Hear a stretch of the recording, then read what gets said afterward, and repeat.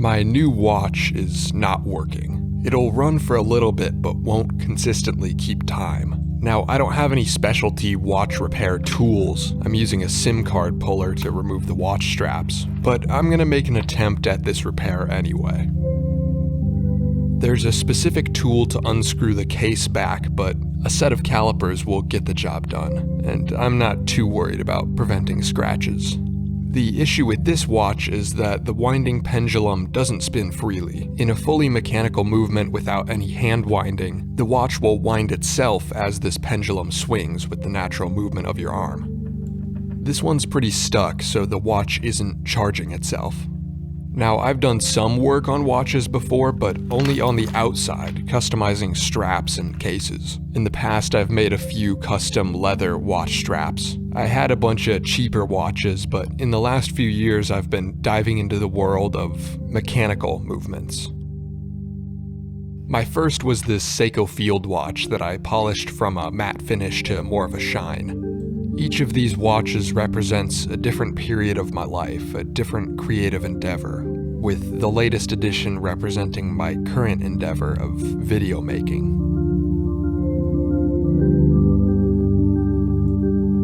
To take the movement out of the case, the first step is to remove the watch stem. I just have to push down this little pin to release it.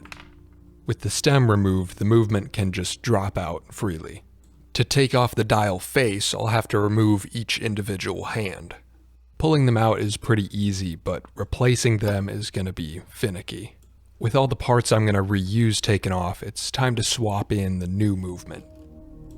The pendulum on this one swings much more freely, which is going to allow the watch to actually charge as opposed to the previous stuck pendulum. I am going to save the old one because maybe with a replacement bearing or a re-greasing it can be salvaged.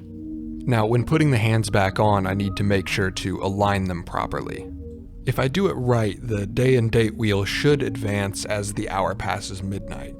So I just move the time forward and stop exactly as the date ticks over.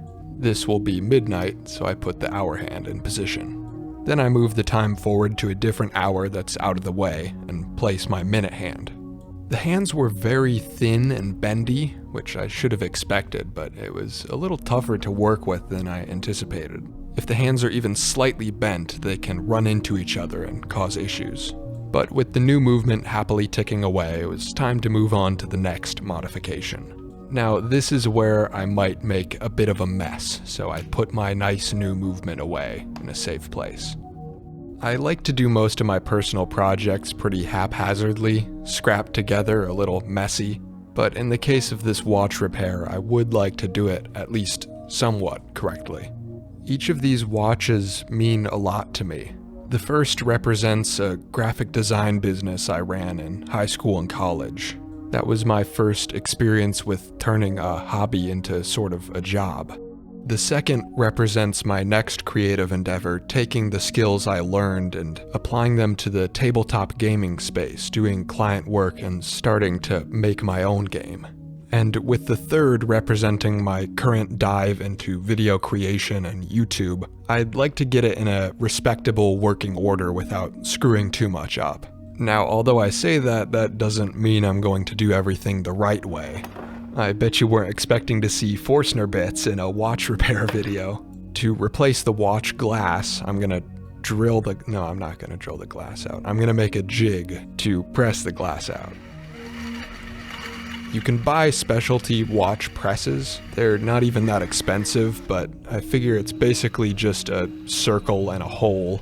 I'll use one of these PVC fittings to press the glass out from the back and into the wood hole that I've just made. That was remarkably easy. This watch was manufactured in 2000, and at some point in its 24-year life, its glass had already been replaced. I chose to use a domed crystal, which was more accurate to the original one. With my glass in and the new movement replaced, I just had to reinsert the stem to finish the watch.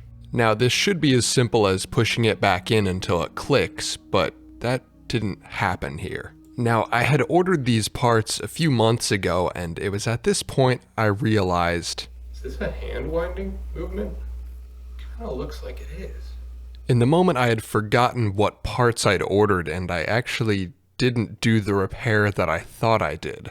I thought that I had ordered a replacement movement of the exact same kind, a 7S26, but I had actually swapped in an NH36, which is a popular Seiko modification. It's a newer version of basically the same movement which adds hand winding. Now, this was a welcome surprise except for the fact that the stems are different, and the replacement stem was not compatible with my stock crown. But before ordering new parts and waiting on shipping, I figured I'd try to get the new stem to work with the old crown.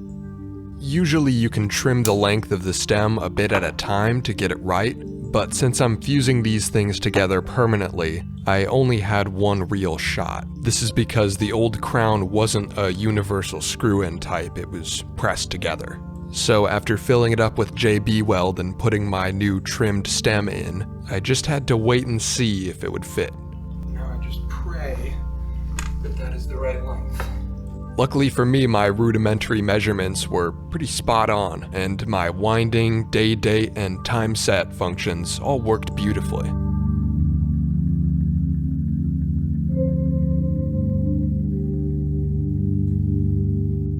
With the watch itself back together and working better than ever, I was pretty relieved. So to finish the project off, I decided to make a custom band. I had ordered a bunch of these NATO-style straps a few years back. They were a lot cheaper to buy in bulk, but these are 22mm width for my other dive watch, and the new watch is a 20mm width. So I just trimmed off 2mm, and the nice thing about nylon webbing is you can just pull the fibers to get a perfectly straight, perpendicular line, and then just melt the edges to prevent fraying. I've heard NATO straps were developed for military use since they go through both pins, so unlike a regular watch band, if one breaks, the watch still holds on. My final touch for this project, of course, is a little bit of labeling.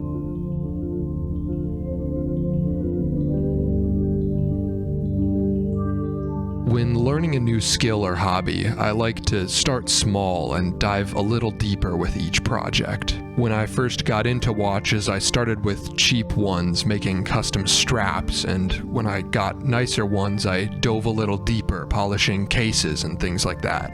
And now I've gone a step further, actually cracking them open and replacing the movement and glass. Of course, there's some degree of scrap-togetherness on this project, as there is with all of my projects, but I'm pretty proud of how well this turned out given the limited resources and skills. This is something I'm gonna wear every day for the next few years. It represents something to me, and it's cool to have been able to work on it myself and make a video about it too. I didn't actually do anything too complicated, but I feel like watch repair is viewed as something that's untouchable and not really doable by the average person, and I'm sure I'll experience a lot more difficulty whenever I try to fix that other movement down the road with a new bearing or whatever, but for smaller repairs like this, it actually wasn't as intimidating as I thought it would be. Thank you for your time.